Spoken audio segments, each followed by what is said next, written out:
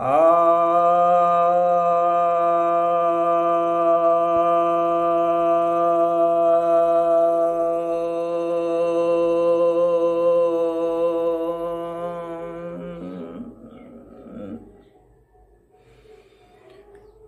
भक्त जनों को सप्रेम नमन। भक्तों, आज मैं आपको नारद भक्ति सूत्र के छठे अनुवाद के अंतिम सूत्र जो 50वां सूत्र है उस पर व्याख्यान देने जा रहा हूँ। यह सूत्र कहता है सतरति सह लोकान तारयति, यानी सह तरयति यानी वह तर जाता है, सह तरति वह तरता है, और फिर कहते हैं सह लोकान तारयति वह लोक को भी तार देता है। यानी ये भक्त जो इन नियमों का पालन कर रहे थे, जैसे निर्जन में रहना, अनन्य भक्ति करना और जो निष्काम कर्म है उसे करते रहना और नवधा भक्ति का पालन करते रहना, तो इस तरह से करके जो भक्त तर गए हैं, यानी वैकुंठ लोक को प्राप्त हो गए हैं, यानी मोक्ष को उपलब्ध हो गए हैं, यानी परमानंद प्रेमानंद प्रेमोन्माद में हो गए हैं। अब वे सिर्फ खुद ही नहीं तरे हैं, वे खुद ही भवसागर के पार नहीं उतरे हैं, यानी जन्म और मृत्यु के पार नहीं हो गए हैं। वे दुख दर्द के पार यूं ही नहीं हो गए हैं, सिर्फ स्वयं ही नहीं हो गए हैं, बल्कि वे ऐसा दूसरों को भी करा सकते हैं, वे तारते भी हैं। तो अपने तो तरे ही हैं, अन्य को भी तारते हैं। तो वही उपलब्धि श्रेष्ठ उपलब्धि होती है, जो कि आपको जो मिलती है वही आप दूसरों को भी दे सकते हैं, बांट सकते हैं, जिससे वह कम ना हो बल्कि और बढ़े। ऐसा तो लोक कल्याण के लिए वे कर्म करते हैं, लोक कल्याण के लिए वे व्यवहार करते हैं, आचरण करते हैं, प्रवचन करते हैं, उपदेश करते हैं, ग्रंथ लिखते हैं। तो वे सब लोक कल्याण के लिए करते रहते हैं, यानी अन्य को तारने के लिए करते रहते हैं। अन्य को साधना बताते हैं, भजन करते हैं, उपदेश देते हैं, मंत्र देते हैं, जप तप ध्यान देते हैं, सब लोगों के लिए देते हैं और निरपेक्ष भाव से देते हैं, अर्थात बिना भेदभाव के देते हैं। जो उनकी शरण में आ जाता है, जो भी भक्त हैं, जो भी चाहते हैं तर जाना, उन सभी को देते हैं। ये नहीं कि अमुक को देंगे तमुक को नहीं देंगे, ऐसा कोई भेद नहीं करते। कि जो अच्छे लोग हैं उनको देंगे, पापी लोगों को नहीं देंगे, ऐसा भी नहीं करते हैं। सभी के लिए है। उनकी नज़र में तो सब ईश्वर ही ईश्वर है, सब भक्त ही भक्त हैं, तो वे सबके लिए देते हैं और वे सबको तारते हैं। तो कहा जाता है, श्रीमद् भागवत में कहा गया है, भगवान कहते हैं मद भक्तः भुवनम पुनाति, मेरे भक्त जो हैं सारे संसार को पवित्र कर देते हैं। भुवनम, सारे संसार को मेरे भक्त पवित्र कर देते हैं। क्यों? क्योंकि उनका उद्देश्य इतना पवित्र होता है, वे स्वयं इतने पवित्र हो चुके होते हैं, वो सभी को बांटते रहते हैं, देते रहते हैं, निष्पक्ष भाव से, निष्काम भाव से। तो प्रेम बांटते रहते हैं, प्रेम की ज्योति जलाते रहते हैं, तो वे माया से मुक्त हो जाते हैं। तरतीब में यहाँ से माया से मुक्त होने का है, तरने का है। यह जो स्थूल बंधन है, ये जो सूक्ष्म बंधन है, इन स्थूल और सूक्ष्म दोनों प्रकार के बंधनों से, स्थूल बंधन अर्थात जो हम किसी देश से, किसी ग्रंथ से, किसी संप्रदाय से, किसी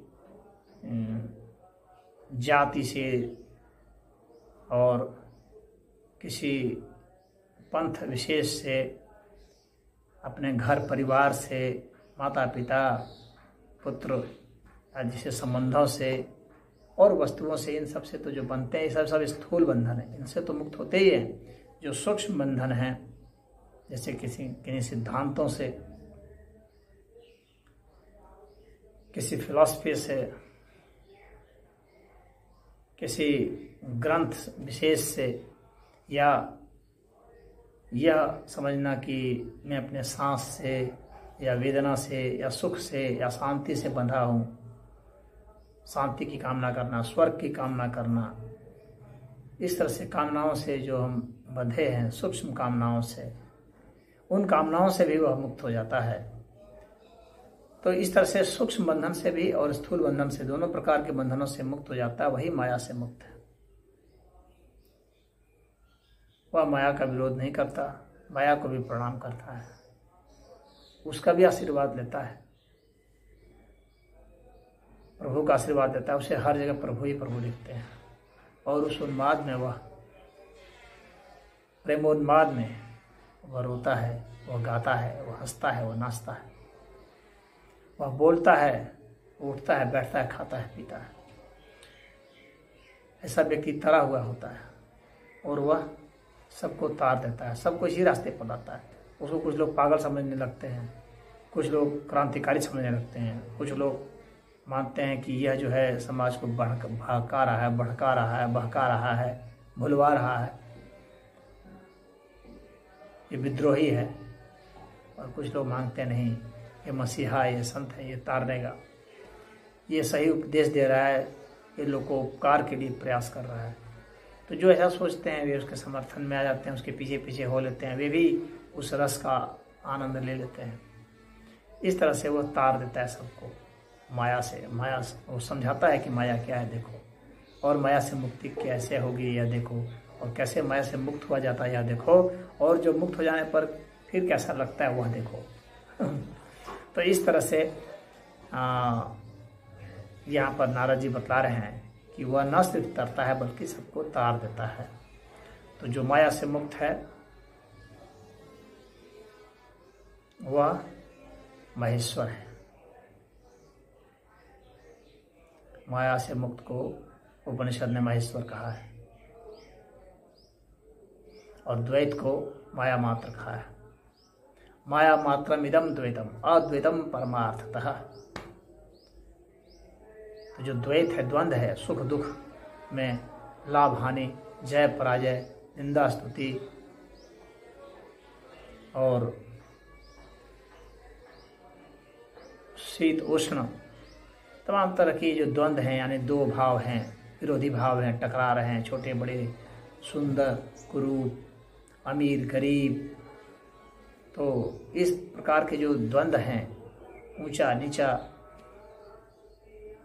तो इन प्रकार के द्वंद्वों से वह मुक्त रहता है। और ये जो द्वंद्व है इन्हीं को माया कहा गया है। माया मात्रम इदम द्वैतम अद्वैतम परमार्थतः। और जो अद्वैत अवस्था है, यानी सारा सारा ये अनंत अस्तित्व जो है वह एकमय है, यह जो अवस्था है वह परमार्थ है, यानी परम अर्थ है, विशेष अर्थ है।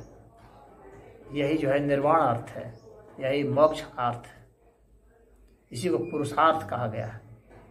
तो उस पुरुषार्थ को, माया मात्र से तर जाने को ही मुक्ति कहते हैं। और वह कहते हैं कि वह जिसे उपलब्ध होता है वही दूसरे को भी उपलब्ध करा देता है। भाई जो गया हुआ है, जो जाना हुआ है, वही तो जनाएगा, वही तो रास्ता दिखाएगा, तो उसके दिखाए हुए रास्ते पर चल पड़ते हैं। तो यहाँ पर इसका मतलब यह नहीं है कि वह गुरु घंटाल हो जाएगा। ऐसा गुरु घंटाल लोग तो रास्ता नहीं दिखा सकते ना, वो तो गलत जगह ले जाएंगे। तो यदि आपका रास्ता सही है, यदि आपका लक्ष्य सही है, यदि आपके उद्देश्य सही हैं, यदि आपके उद्देश्य पवित्र हैं, तो आप ऐसे गुरु घंटालों के चक्कर में फंसेंगे ही नहीं। क्योंकि आपका वह पवित्र उद्देश्य, आपका वह जो लक्ष्य है वह स्वयं ही बता देगा कि यह सही जगह नहीं है, सही जगह नहीं आए, सही आदमी नहीं है यह। तो अब आप आइडेंटिफाई कर लेंगे कि कौन माया से तरा है, कौन नहीं तरा है। तो माया से तरने वाले लोग की पहचान आपको खुद ब खुद हो जाएगी, यदि आप स्वयं माया से तरना चाहते हैं तो। अन्यथा आप स्वयं भी फंस जाएंगे यदि आप नहीं तरना चाहते हैं तो माया मात्र से तरने के लिए ऐसे लोगों से भेंट हो जाएगी। अगर आप अपनी माया को बचाए रखना चाहते हैं, बहुत लोग सोचते हैं हम माया को बचाए रखें और तर जाएं, दोनों सोचते हैं कि मैं माया को बचा भी लूँ और माया से तर भी जाऊँ। क्या ऐसा कोई उपाय है? पूछते हैं मुझसे बहुत लोग, क्या कोई ऐसा उपाय है कि माया भी रह जाए और माया से तर भी जाए? उपाय है, निश्चित ही उपाय है। वह क्या है कि माया को आप समझिए। माया को फेंकने की जरूरत नहीं है, तोड़ने की जरूरत नहीं है, काटने की जरूरत नहीं है। माया को समझने की जरूरत है। और जब समझेंगे तो पाएंगे कि अरे ये माया जो है यही तो ईश्वर है, यही ईश्वर का एक स्वरूप है। फिर आप उसकी आराधना करेंगे। परंतु अब आपको साफ लग जाएगा कि पहले की जो आपकी भावना थी, उसके प्रति जो भाव थे, जो व्यवहार था आपका, जो अटैचमेंट था, वह अब नहीं रहा। और तब आप देखेंगे कि अरे कुछ अलगाव आपको महसूस होगा, कुछ श्रद्धा महसूस होगी। दो तरह का, शुरुआत में अलगाव, फिर श्रद्धा। श्रद्धा तब होगी जब आपको लगेगा कि ये तो भी ईश्वर के स्वरूप है, सूक्ष्म स्वरूप है, यही ईश्वर हुए हैं। तो फिर माया के प्रति भी श्रद्धा हो जाएगी। फिर वो आपको प्रभावित नहीं करेगा, दुष्प्रभावित नहीं करेगा। फिर वह प्रदूषण नहीं है, फिर तो वह भूषण है। आप उसका उपयोग करेंगे, गरीबों को खिला रहे हैं, जो धन आ रहा है, जो भूखे लोग हैं उनको भोजन करा रहे हैं, जिनके पास कपड़े नहीं उन्हें कपड़े दे रहे हैं, जिनके पास घर नहीं उनके लिए घर बनवा रहे हैं, जिनके पास दवाएं नहीं उनको दवाएं दे रहे हैं। क्योंकि अब वही माया भूषण हो। अब जान रहे हैं ये प्रभु की है, प्रभु के लिए है, तो दिए जाओ भाई, उससे कोई घटने वटने वाला है नहीं। और घट भी जाता है तो आपको फिक्र नहीं है कि प्रभु ही प्रभु चारों ओर है तो घटना कहाँ है। तो वह माया से तर जाना हुआ और फिर दूसरे को तार देना हुआ। आप तर जाए तो माया के रहते हुए भी आप माया से मुक्त हो जाते हैं। तो क्या चाहिए आपको? एक डीप अंडरस्टैंडिंग चाहिए, बहुत गहरी समझ चाहिए उसकी। और उस गहरी समझ को समझने के लिए आपको साक्षी भाव से, निष्पक्ष भाव से, स्थिर चित्त होकर के चिंतन मनन करना है और उसके हिसाब से फिर जीना है। चिंतन मनन करके जो निष्कर्ष निकालते हैं उसके हिसाब से जीते जाएं, आपको रास्ता मिलता जाएगा और अंततः आप माया और महेश्वर दोनों को समझ जाएंगे, द्वैत और अद्वैत दोनों को जाएंगे। इस वक्त आप न द्वैत जानते हैं न अद्वैत जानते हैं। द्वैत नहीं जानते हैं इसलिए द्वैत में फंसे हैं। द्वैत जान जाएंगे तो द्वैत से मुक्त हो जाएंगे, अद्वैत में चले जाएंगे। जहाँ द्वैत नहीं है, जहाँ एक मैं है, वननेस है, ओनलीनेस है, उस परमेश्वर में प्रवेश हो जाएगा। और तब आप तर गए और तब आप में क्षमता हो गई तारने की भी। अब आप लोक कल्याण के लिए कार्य करेंगे और उन्हें तारेंगे। तो यही यहाँ पर नारद जी कहना चाह रहे हैं। ओम हरि।